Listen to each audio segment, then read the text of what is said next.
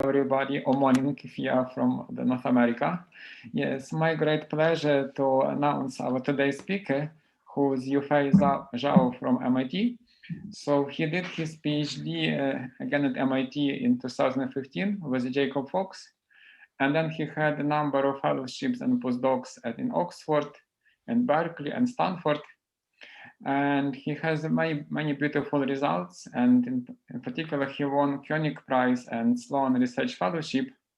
And today's talk, like much of his research, will connect many areas. Before I pass it to him, I have two remarks, two announcements. First, this talk will be recorded, so if you don't want to be recorded, please turn your camera off. And also, Yufei's slides are available on the MAP seminar webpage. And maybe I'll just send a link to everyone so that you can see. So please, Yufei. Thank you, Oleg. Thank you for the invitation. It's good. Glad to be here to give this talk. I want to tell you about some work that I did with a group at MIT. So first, let me tell you about these individuals. So Zilin is a postdoc. He's actually will be joining Arizona State as a faculty member in the spring. Jonathan Tidor is my PhD student. Yuan Yao and Shengtong Zhang are both currently still undergraduates at MIT. Okay, so this is a talk based on a series of two papers on equiangular lines, spherical two-distance sets, which turn out to use tools coming from spectral graph theory. So I want to explain all of these connections and show you a bit of proofs here and there. Okay, so that's an actual physical model of what equiangular lines might look like. Okay, equiangular lines, it's a collection of lines in RD. You can think of all going through the origin, pairwise making the same angle. Oh, by the way, so I am watching the chat, so feel free to ask questions or just unmute yourself if you want to ask some questions. I'm certainly happy to have a conversation. It's, I mean, a classic question then is to determine what's the maximum number of such lines you can put in a given dimension. So in 2 dimensions, it's not hard just playing around with pen and paper to see that 3 lines, the 3 diagonals, is the best you can do. In 3 dimensions, it's already kind of hard to visualize. Turns out the answer is 6, coming from the 6 antipodal diagonals of a regular icosahedron. So all of these 6 lines have pairwise the same angle, and you can prove that you cannot do more than 6. The exact answer to this question has been determined in only finitely many dimensions. I think up to like 40, roughly speaking. We want to know what happens for very large dimensions. And there are some good results as well. A beautiful linear algebraic proof, and this is one of those things that we would teach in the undergrad course in linear algebraic methods and combinatorics, attributed to Gerson in the 70s, shows that the maximum number of equiangular lines in d dimensions is at most d plus 1 choose 2. For a long time, it remained a mystery whether this quadratic growth was optimal. And that's actually surprisingly, maybe at the time, it is indeed true. So it was shown by Decane that there's a matching quadratic lower bound. This constant, there's the gap between these constants. These results have been improved slightly since the original versions, but there is still a constant size gap between the upper and lower bounds. And that's more or less the state of the art for this problem. So we do not, I'm not going to talk further about this particular problem, but I want to focus on the following observation, that in all the known constructions giving quadratically many equiangular lines, all the pairwise angles tend to right angles as the dimension goes up. So, okay, so this is what happens in high dimensions. So a very natural question then is, what about if you fix an angle?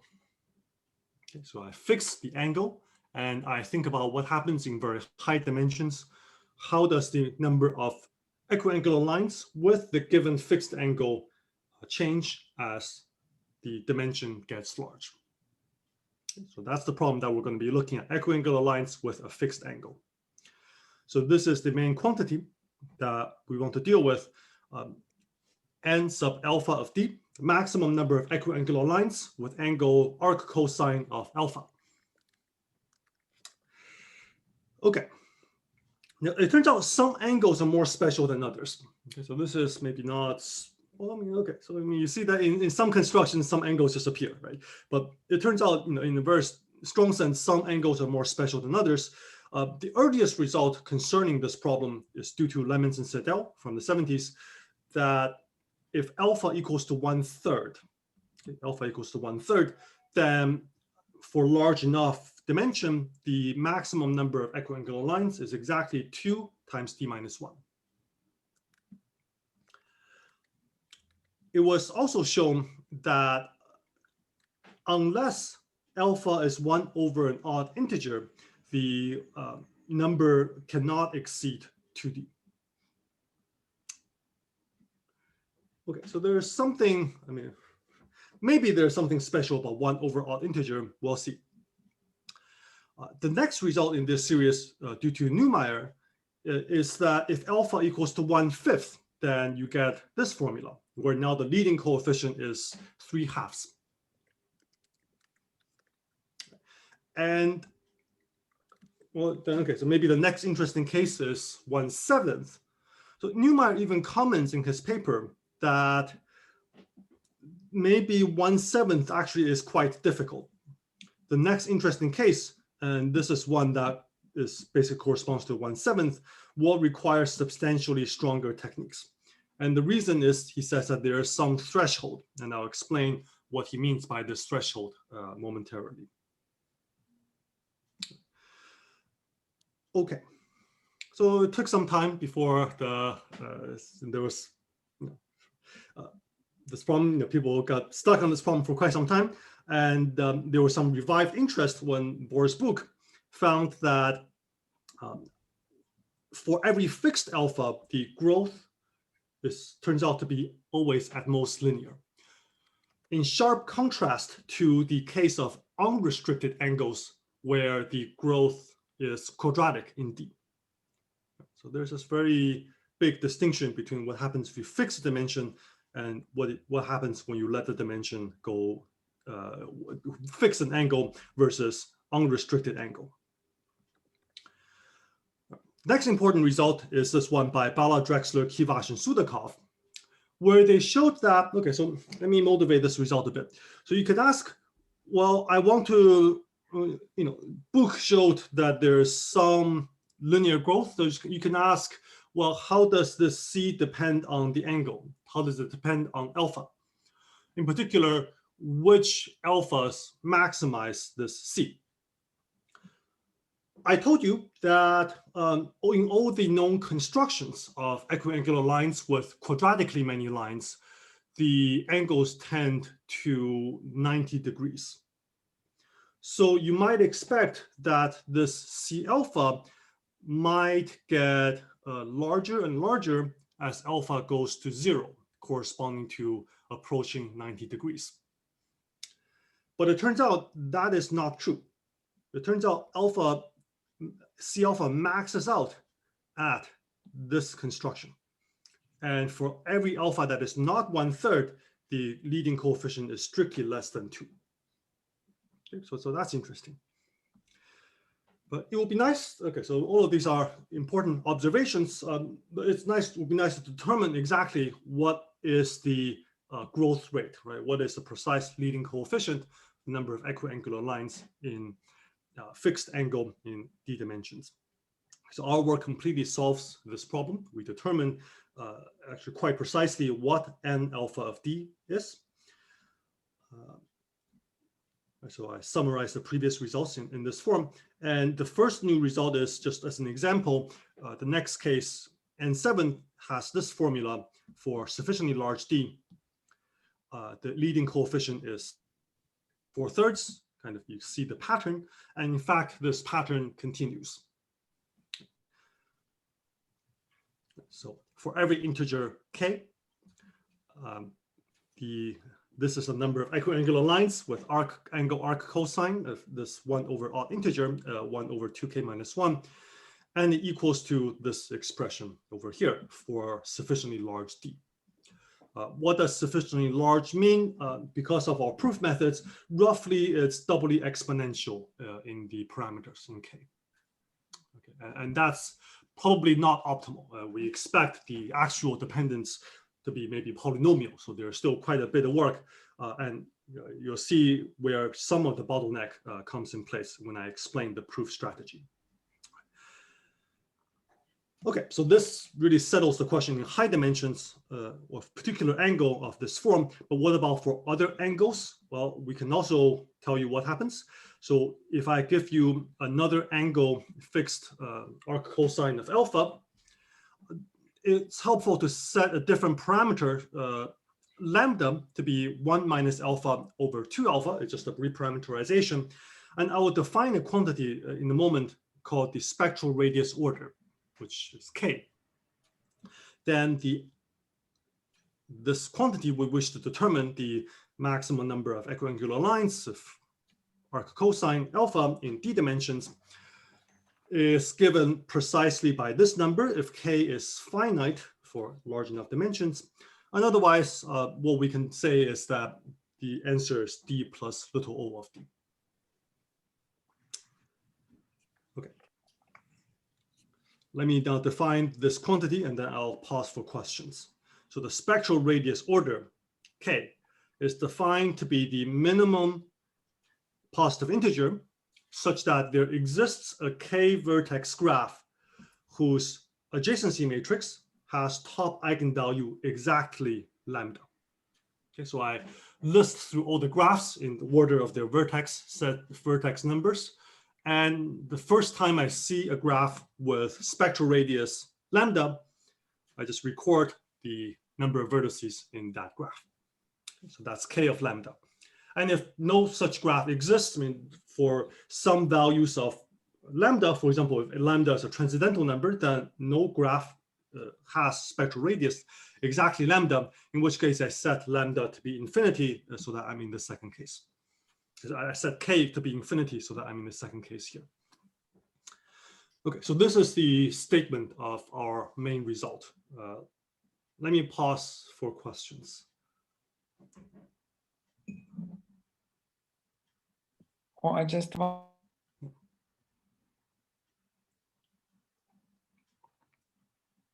Oleg, you're muted. Yeah. I wonder if you define the spectral radius order, does it change if you allow edge-weighted graphs? Yeah, it's a great question. For the purpose of this problem, we do not want edge-weighted graphs.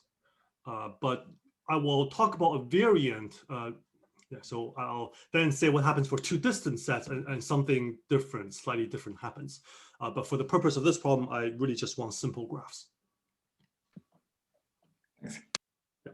I mean, if you give me a lambda, it's not clear actually whether there exists a graph with, I mean, whether K lambda is finite or infinite. I mean, that seems to be a hard problem. Okay, so let me say a few remarks about this K of lambda. Here are just some examples. For various values of alpha, if you do the reparameterization, right, so these are what lambdas are. So just to explain the definition, if lambda equals to 1, what's the smallest graph with spectral radius 1? That's a single edge, so it's 2 vertices. And okay, and for cliques, you see it naturally extends. This value is interesting. If the corresponding lambda is √2, what's the smallest graph in terms of number of vertices with spectral radius √2?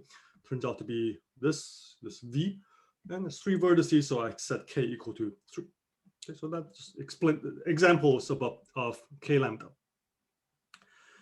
So this value that we ended up proving was initially conjectured in the earlier work of Jiang, so my co-author, and Sasha Poliansky. And they proved it when lambda is less than some critical value. Now, this number came up a little bit earlier. Okay, so that's this number here in Neumeier's paper in the 80s.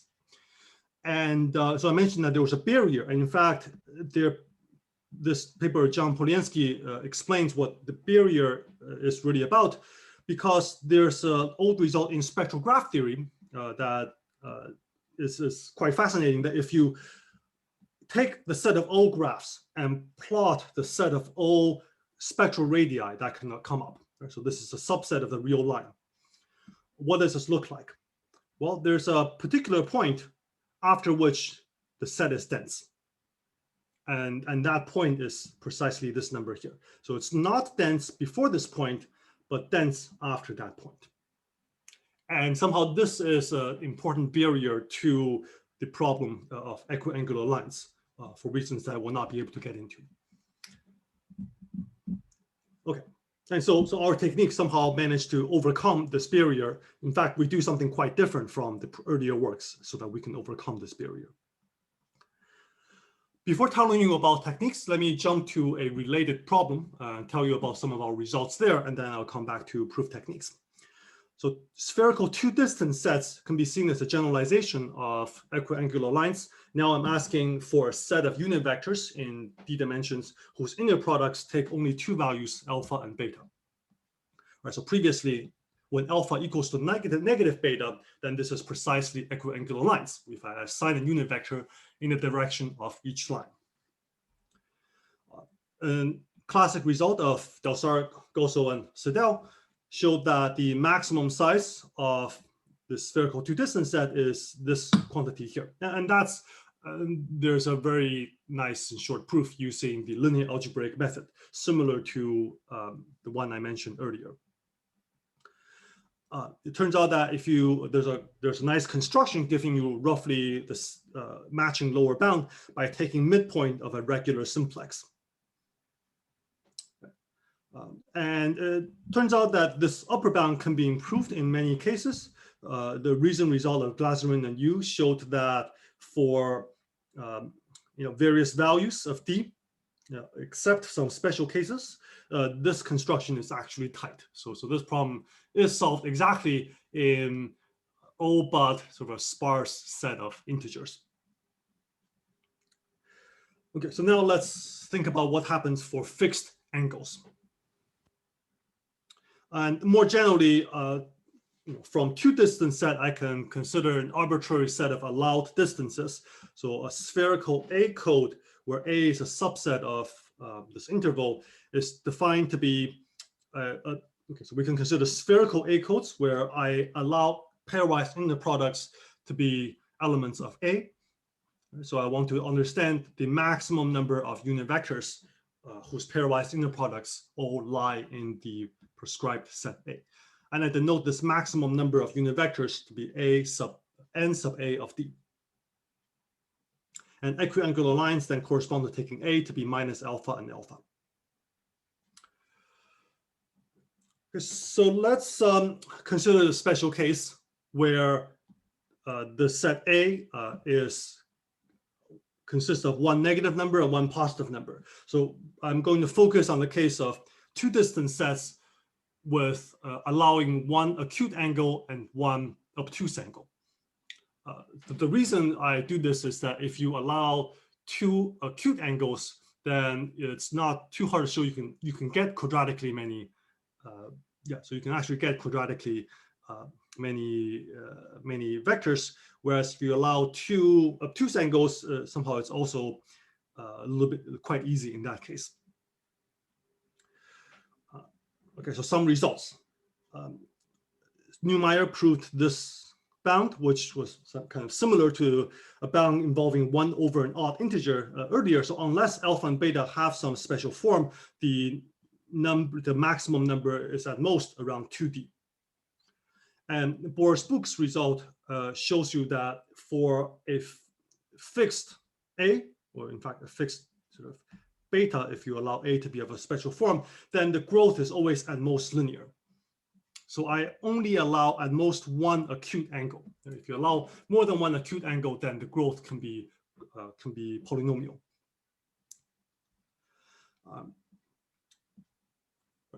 And okay, so later on, so the work of Bala, Drexler, Kivash, and Sudakov showed this bound. I mean, I won't read it out, but this should be a D. Yeah, so the growth is polynomial in the dimension if you have k different acute angles, and this is, and there exists values of angles for which this bound is tight up to a constant factor. Okay, I really want to pin down this constant factor. So just like in equiangular lines, I would like to understand if you fix for me a set of angles. So in the special case, in particular, two distance sets, what is the leading constant factor? Okay, so a precise asymptotic for the maximum number of the maximum size of a two distance set. So this problem actually, before our work, has not been answered for any values of alpha and beta, except in the case of equiangular lines. So equiangular lines is a special case, but except for that, all of these results just give bounds on the leading coefficients, but none of them actually determined the leading coefficient. We, unfortunately, or maybe fortunately, we do not solve this problem completely. It seems to be quite hard. And so in this talk, I actually want to advertise quite a few open problems that may be of interest to both people working in this area and also in spectral graph theory. So we conjecturally relate this problem to a problem about eigenvalues of certain signed graphs. Because I want to tell you about some conjectures that we made and some concrete open problems about spectral theory of signed graphs that's relevant for two distance spherical sets. So if by signed graph, actually for notation, I'm always going to put a superscript plus minus to remind ourselves that it's a signed graph. So signed graph doesn't have to be complete, but every edge is either positive or negative, and the adjacency matrix has the positive or negative entries. There are many different notions of colorings for signed graphs. The one that turns out to be relevant for us is the following. So a valid T coloring for us will be a coloring where positive edges connect identical colors and negative edges connect distinct colors. Okay, so that's my definition of coloring. You may have different definitions of colorings of signed graphs, that's okay, but this is the one that is important for our problem. And we define this rather mysterious quantity. So this is supposed to be an analog or an extension, I'll explain in a second, of the spectral radius order. So remember previously for equiangular lines, the spectral radius order of lambda is defined to be the order of the smallest graph with spectral radius lambda. Now I define this quantity, Kp of lambda. It's more complicated. So it says, well, let's look over all signed graphs that is P colorable in the following, in the above sense. Okay, so this P, that's P colorable signed graphs with top eigenvalue exactly lambda. Okay, so you look through all of such graphs and you record the minimum possible quantity shown here. The number of vertices, so when I put bar beside a graph, that means the number of vertices divided by the eigenvalue multiplicity of lambda. Okay, so that's the definition. So this will take some time to process. Let me make some remarks. If G has a valid 2 coloring, so then what I can think about is having, if I have a valid 2 coloring of G, then you have some positive edges and some negative edges. But what I can do is I can flip all of the vertices in here,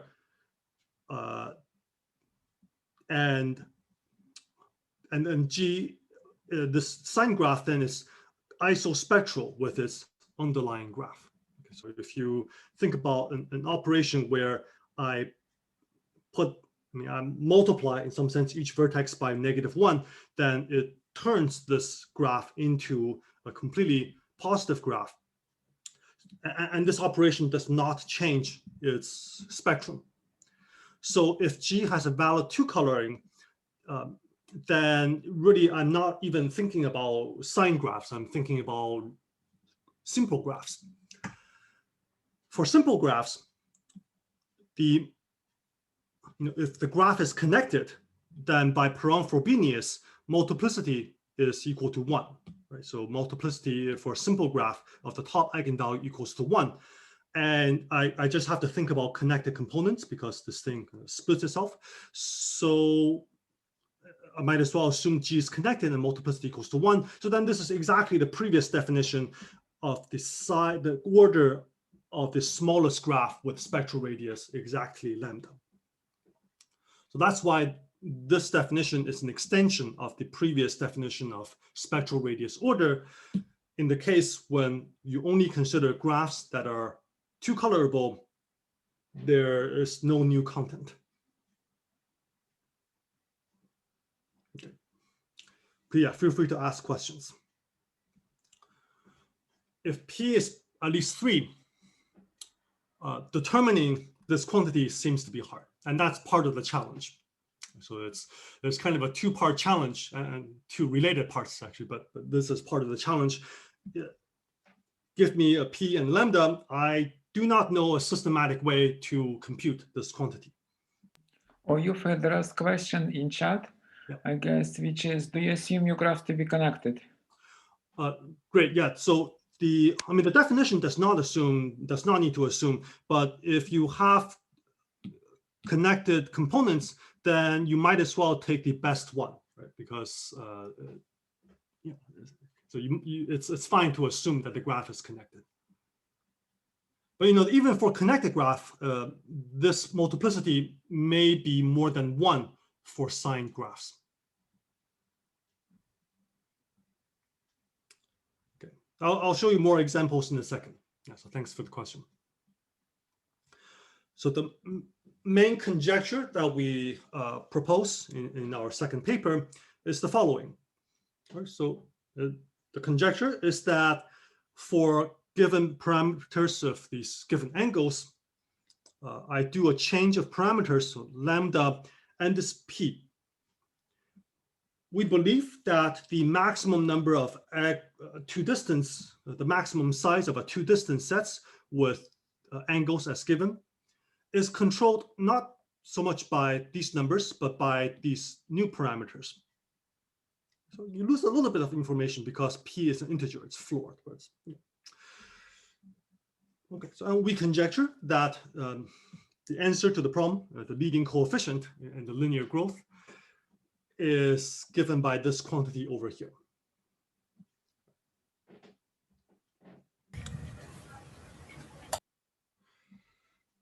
We can prove this conjecture in some special cases.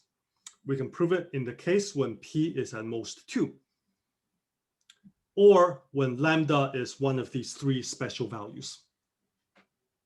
Okay, so even the next case when lambda equals to 2 or √5, we cannot do, but we can settle the conjecture in these cases. And some other families of values as well, but these are the most interesting ones that I've written down. Okay, so let me say a little bit about what these values are about. So when lambda equals to 1, okay, part of the challenge is in determining what K is. Now, in principle, you can solve this problem without determining what K is. But okay, that's why I say it's kind of a 2-part challenge. Right? So the first part is to determine what Kp is, and the second part is to once you know Kp, to prove this conjecture. We found that these 2 parts, which are in principle separate, are actually quite related to each other.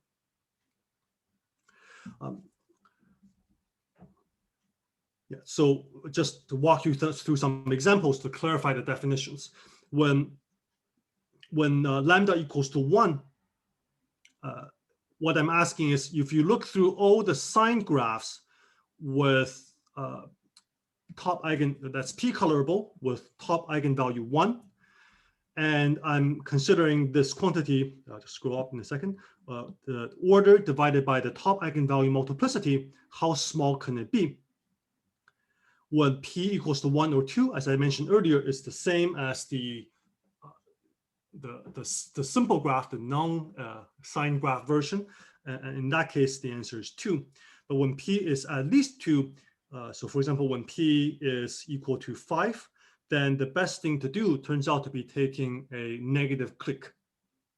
Right, so if this negative clique has spectrum -4 and then 1, 1, 1, 1. So you see that the top eigenvalue, it's repeated 4 times.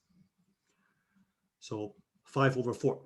5 vertices divided by the top eigenvalue multiplicity. So that's the smallest it can get. Okay, and that we can prove. The next 2 cases are much more interesting. So √2 and √3. The construction actually turns out to be related. In fact, it's the same as Hao Huang's example of this signed cube that he used in the sensitivity conjecture. So if you are familiar with that conjecture, these pictures might look somewhat similar. And you remember from Huang's proof, a key fact is that such cubes only have 2 eigenvalues, and the multiplicity is split equally between the 2. So it's a small graph with high eigenvalue multiplicity. Okay, so that's important. And it turns out that's optimal in these 2 special cases. Okay, so you have these 2 situations. Huang's graph in the case of this cube is 4 colorable, but not 3 colorable. So it only gives the answer for p at least 4. For 3 colorable, through a separate ad hoc argument, we were able to determine that if you delete a vertex from Huang's graph, you turn out to get the right answer. But already you see that we're starting to do some funny surgery here. Okay, so this is really all the interesting cases where we can determine this quantity. And I leave it as a challenge to figure out, what about the next case when lambda equals to 2? Right, so when lambda equals to 2 or any other value, lambda equals to √5, can you determine this spectral graph theoretic value? Now, determining that does not automatically lead to solving this problem. But our experience was that we first determined this value through some ad hoc argument, and that argument actually allowed us to solve this conjecture for that lambda. So somehow the techniques, like if you knew the techniques for determining this value, those techniques may in turn be useful for actually going and solving the spherical 2-distance set problem. So just to, the parameterization is a little bit weird up there. So let me bring out one specific case that is quite interesting. When alpha equals to these 2 values, okay, so remember these are the cosines of the angles, then the parameterization up there is these 2. So lambda equals to 1, p equals to 3. So in which case you have k to be equal to 3. So k should be, that's not what I want to say. K is 3/2, right? Okay. So then the number of the size of the maximum size of an 2-distance set is roughly 3D. Okay, so we can prove it actually up to a constant size error.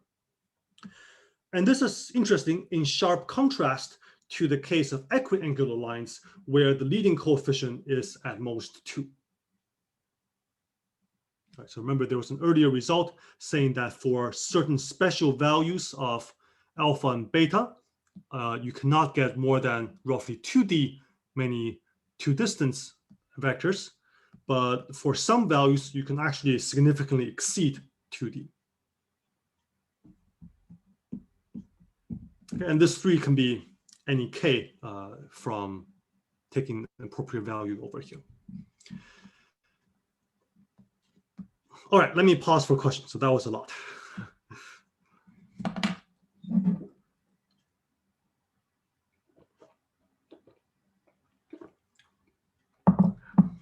But actually, if I ask you a problem to determine this function, or say, decide if it's at least or at most some number, is it decidable? I have no idea. I mean, we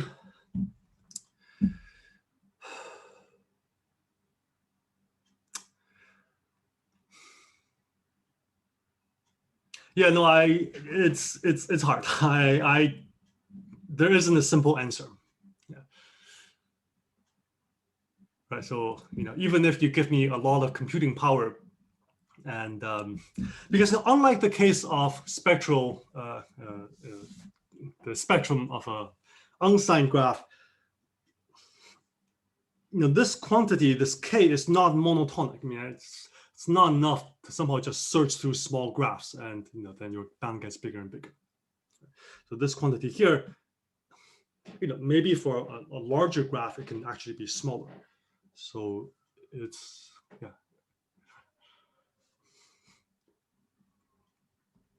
Okay. Any other questions before I move on? All right, so now I want to jump to the third part of my title, which is spectral graph theory. Okay, so what does this all have to do with spectral graph theory? Yeah, so this problem of equiangular lines is apparently, according to the book of Gosso and Rowe, it's one of the founding problems of algebraic graph theory. This problem of equiangular lines, because of the following connection. If I start with unit vectors in d dimensions, such that their pairwise inner products are plus minus alpha, and they basically correspond to taking a unit vector in each of your equiangular lines, then I can form an associated graph whereby I put an edge, so the vectors are also vertices, and I put an edge if the angle is obtuse. So this turns out to be the better choice. I mean, you can also make a graph by taking acute angles, but obtuse turns out to be the better choice. And this graph records all the combinatorial data. So initially we start with a geometry problem, but this graph actually records all the combinatorial data that we need. And a simple but important linear algebraic observation is that all the data related to the existence of equiangular lines with a common given angle is captured in this graph, in that there exists such a configuration if and only if there is an n-vertex graph such that this particular matrix is positive, semi-definite, and rank D. Okay, so this matrix turns out to be the grand matrix, because if you start with equiangular lines, then from this data, I mean, this is and the value of alpha, you can determine the grand matrix, and that grand matrix alone records all the information, because once you have the grand matrix and once you know it's PSD and rank at most D, you can decompose it to recover the original set of vectors. So this graph records all the data in the problem. And so instead of talking about equiangular lines, it's enough to just talk about this graph. And the goal is to maximize the number of vertices given the top eigen, so given this quantity lambda and the dimension D. Let me give you a construction. So now, I mean, so far I haven't actually shown you any constructions of equiangular lines. And let me give the construction implicitly to this connection. Starting with some graph H with top eigenvalue lambda and having k vertices where k is as small as possible, I can take G to be many disjoint copies of H, plus some isolated vertices if you want to round up the number of vertices.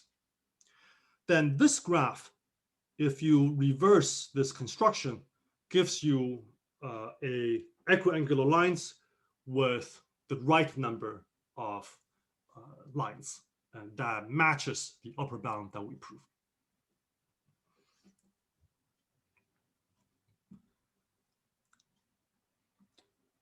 Okay. So the real challenge is in proving an upper bound, showing that you cannot do better than this construction of taking many copies of H. And so I'm not drawing any matrices or lines, but I hope this is sufficient as an explanation of how to construct equiangular lines with many lines So you run through this this correspondence by starting with many disjoint copies of some small fixed graph H.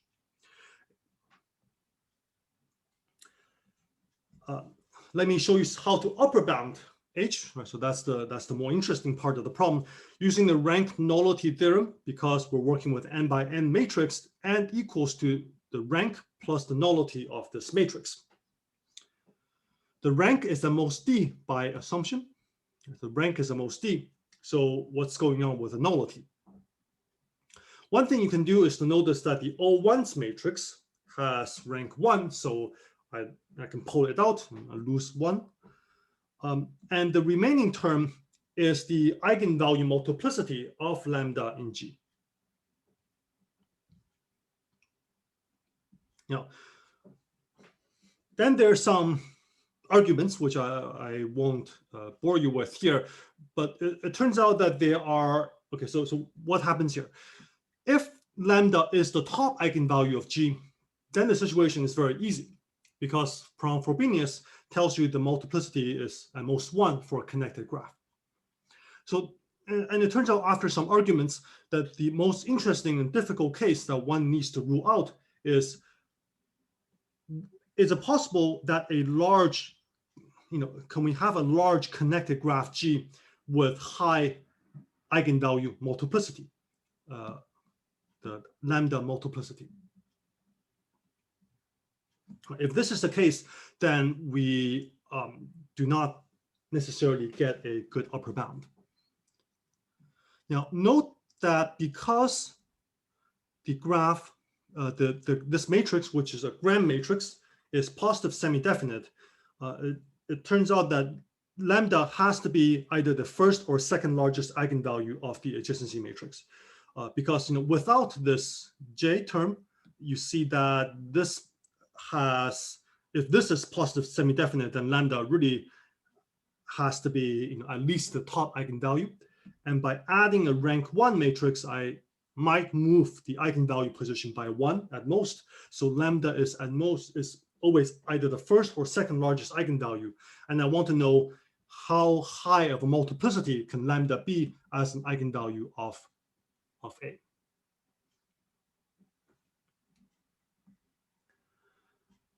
For the top eigenvalue, Frobenius tells us that for a connected graph G, the multiplicity is always equal to 1 for the top eigenvalue. So let us focus on the case of the second largest eigenvalue. Now, is it the case that every connected graph has small second eigenvalue multiplicity? If that were true, then we can basically wrap up, because then we get a good bound. So is it the case that every connected graph has small second eigenvalue multiplicity? And the answer is no. Okay, so if you take a clique, for instance, the eigenvalues is, well, you have the top eigenvalue once, and then -1 gets repeated the rest of the times. But here's the thing. This graph does not come up in our construction of coming from equiangular lines. So not all graphs can arise from equiangular lines. So equiangular lines is, we start with some geometric configuration, and the graphs that can come up is, there are some additional restrictions. What are those restrictions? First of all, let me note that in converting an equiangular lines to a set of unit vectors, there was a choice that we had to make. And the choice is whether you take a unit vector or it's negative. So each unit vector, there's a choice. And if you switch this choice from V to -V, then the corresponding operation in the graph flips the edges around the vertex. So flips the edges and non-edges around a single vertex. This operation does not change the spectrum. Okay, so the spectrum, the eigenvalues of this graph is not changed by the switching operation. These graphs are isospectral. And that you can see either easily from the linear algebra or from the fact that everything I've said kind of Anyways, it's true. So important step in the solution of the equiangular lines problem is this result of Bala, Drexler, Kivas, and Sudakov.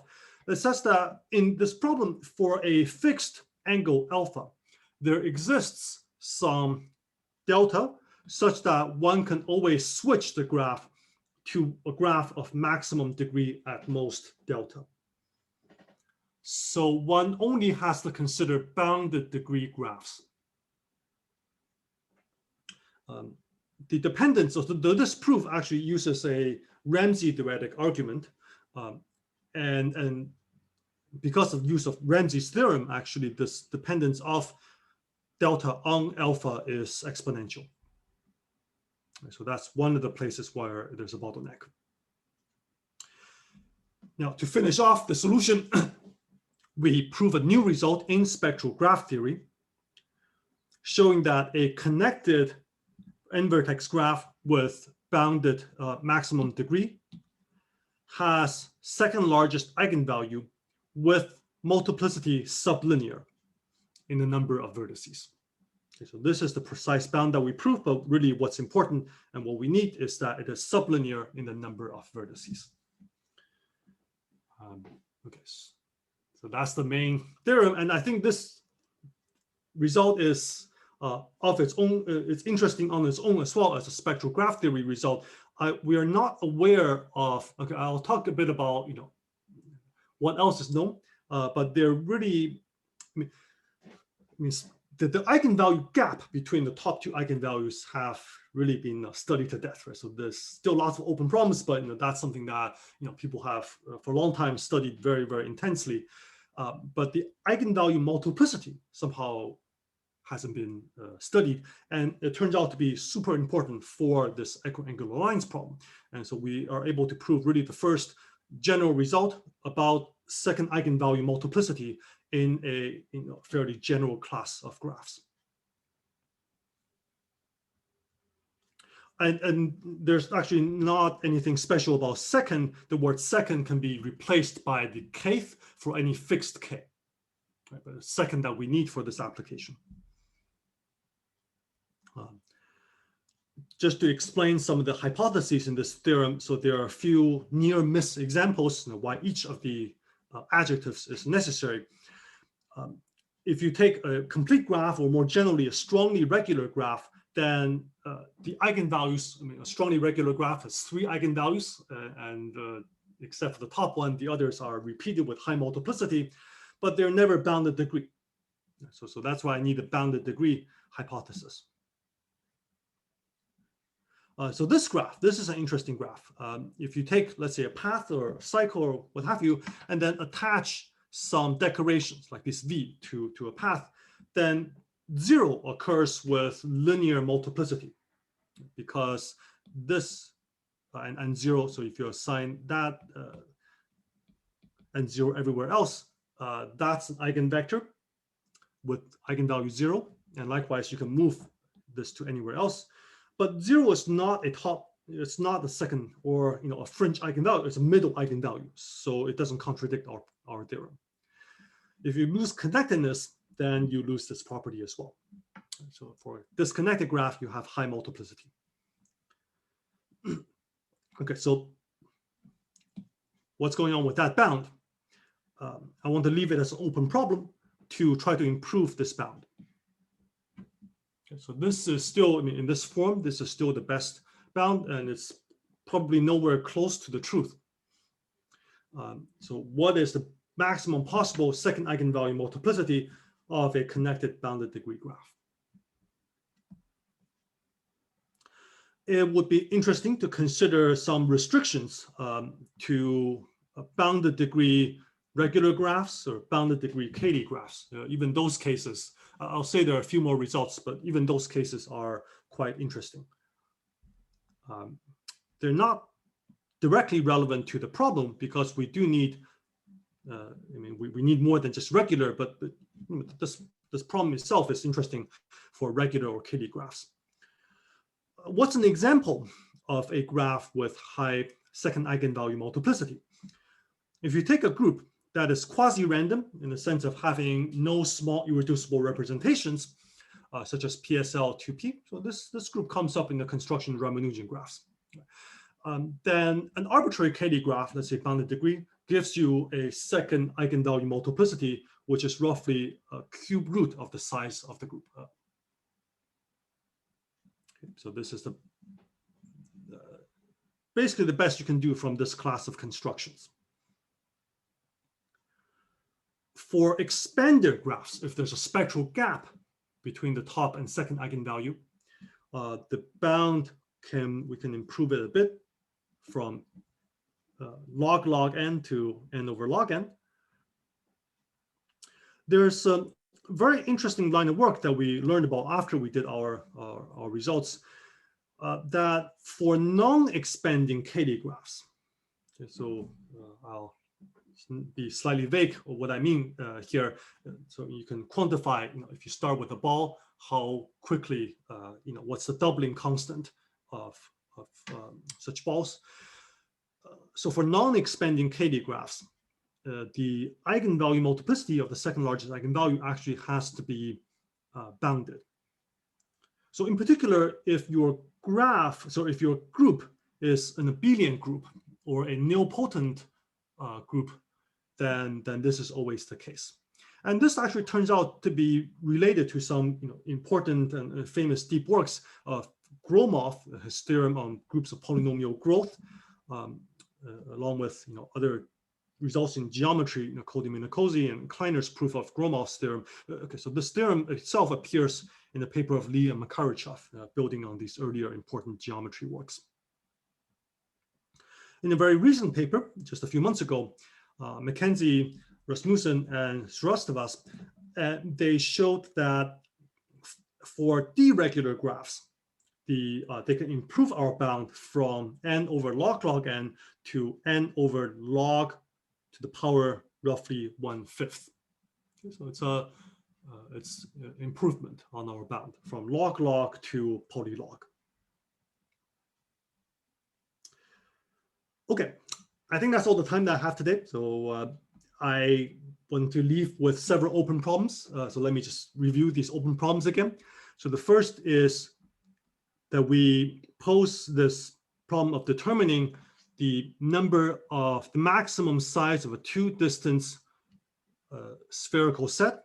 And our paper sets up a certain framework, right? So a suggestion, if you will, for an approach to attack this problem, and lays down a conjecture that relates this problem to a problem about spectral graph theory. Okay, so this, and we were able to prove some reductions, but this is the summary of the main conjecture. And there are two parts to it. One is you can prove this conjecture without determining the answer in any human form. That would be interesting, but very likely the conjecture, at least for some values of lambda and p, will also come with the value of kp lambda. So I kind of want to know what the numerical answer is. So that's very much open. And even for specific values, for example, for lambda equals to 2 and p equals to 3, we do not know what this value is, and it will be very interesting to determine what's going on over here. So here's some concrete extremal spectral graph theory problem. And the second problem that I think is really interesting, that I find really interesting, is trying to improve the upper bound on second eigenvalue multiplicity. Yeah. So we prove n over log log n. What should the truth be? It could very well be that one has a power saving. So maybe it's at most n to the 1 minus c. That seems entirely plausible to me. But our current techniques are quite far from it. Okay, and I'll stop here. Oh, thank you very much for a nice talk. Before we ask question, let us thank Yufei.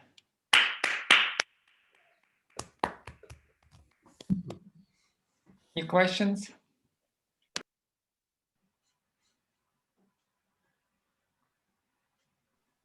I have a question. So about this valid p coloring, like if you, so you mentioned that not every graph has a valid T coloring. Like if you have like a cherry with two edges that are sign plus and right. the edge between them is a minus, it's not going to be.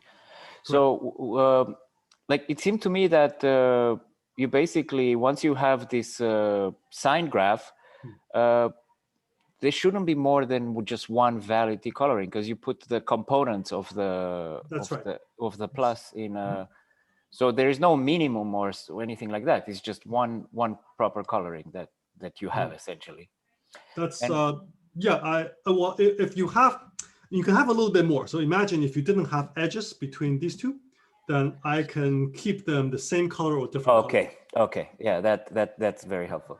And so at the bottom, when you talk about the signing of the 3 cube, and you know, like I understand it with p equals 3 because you take the 3 edges that are plus.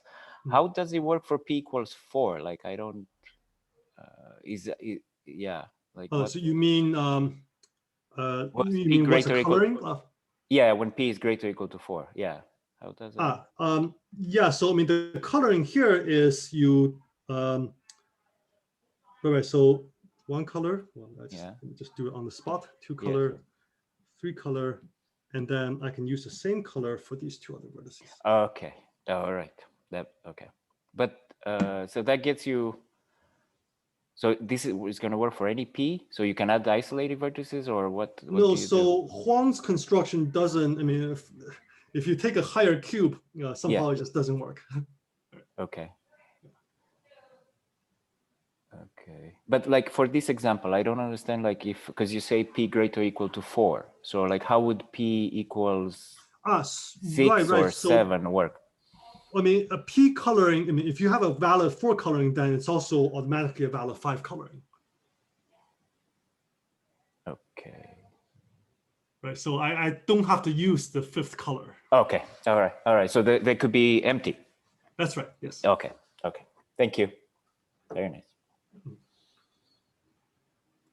Any more questions? Yeah, I have one question. Yeah, you have your lower bound construction when in graph terms you take disjoint copies of small graph H. Is there some geometric way to think about this? What happens? Yeah, I mean, if you write down the coordinates of the unit vectors, it's going to look incredibly complicated. I mean, the grand matrix is going to be this, block matrix. Right? So you have some grand matrix, which is going to be some block matrix, and basically the grand matrix itself will record the plus and minus signs according to the signs of this graph. Right? So you're going to have minus and then maybe pluses inside. Okay, but anyway, so you're going to have this block grand matrix. Okay, so here's minus. Okay, I hope you're seeing what I'm drawing here. So the grand matrix is going to be this nice block matrix, and then you can reverse this grand matrix to get the original set of vectors. What is not like structure that you have like some separate directions where you repeats the same construction. It's completely different, right? Right. Yeah. So I don't know how to describe the original set of vectors. Just say that you take the grand matrix and you decompose it. Yeah, I see. Thanks. Any more questions? If not, let us thank Yufei again.